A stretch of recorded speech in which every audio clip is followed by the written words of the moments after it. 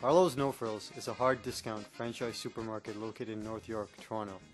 It is one of the over 200 No Frills locations across Canada. The chain is owned by Loblaw Companies Limited, Canada's largest food retailer. Franchisee Carlo has been the store owner since its opening in 2008.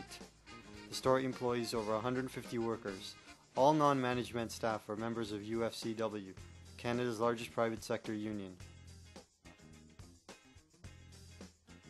The retail space is unusually large for a no-frills store, mainly because it was previously occupied by a Loblaw's. Offices in the staff room are located on the store upper level. The main departments are grocery, produce, dairy, meat and seafood, health and beauty, which includes a pharmacy, and frozen foods. All merchandise sold at No Frills enters the store here at the receiving dock. After it is unloaded from the delivery truck, an invoice is signed by the receiver or personnel from the relevant department. The goods are then stored in the appropriate area in the back room. Highly perishable goods including meat, dairy, and certain produce items are stored in refrigerated coolers as soon as space is made available. Once a display is running low, workers will transport the product from the back room out onto the floor to replenish the display. At the checkout, items with barcodes are scanned by the cashier.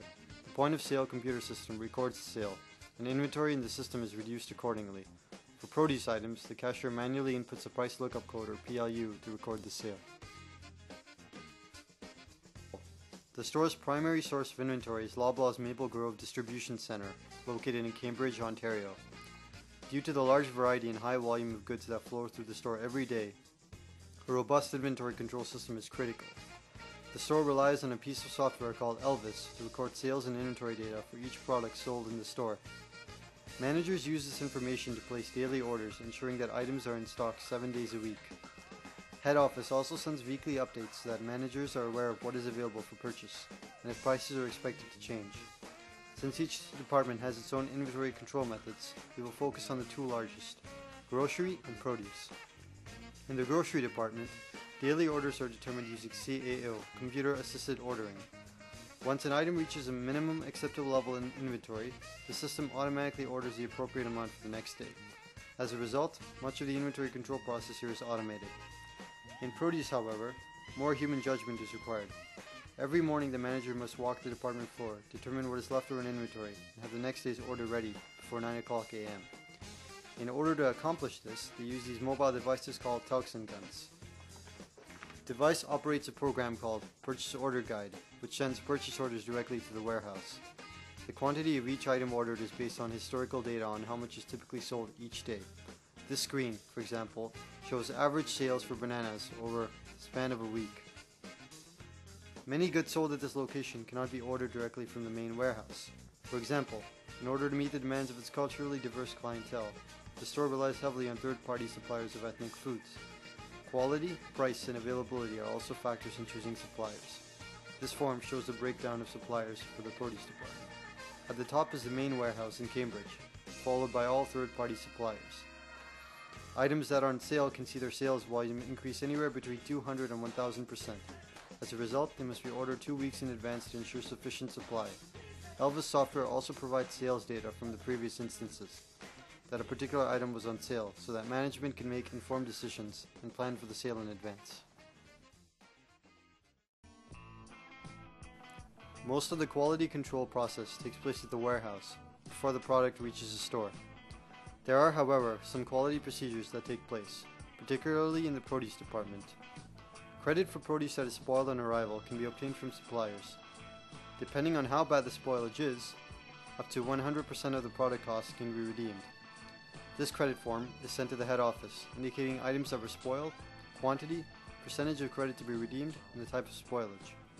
In order to verify that credits are legitimate, credits are cross-referenced with other stores. If other stores are reporting similar issues with quality, then they know that the credits are legitimate and not falsified. The building itself, all safety apparatuses, receiving dock and garbage compactors are all periodically checked and maintained.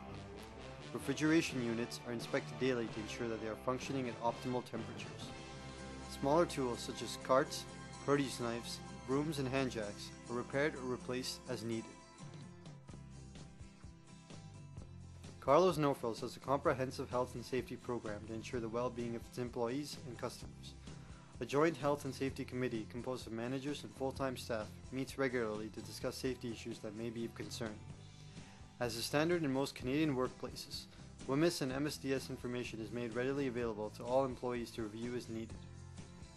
Since most of the physical labor involves moving heavy loads of product, safety shoes are mandatory for all employees. As with any food vendor, the store is subject to periodic inspection by government regulators, such as the Ontario Ministry of Labour and the Canadian Food Inspection Agency.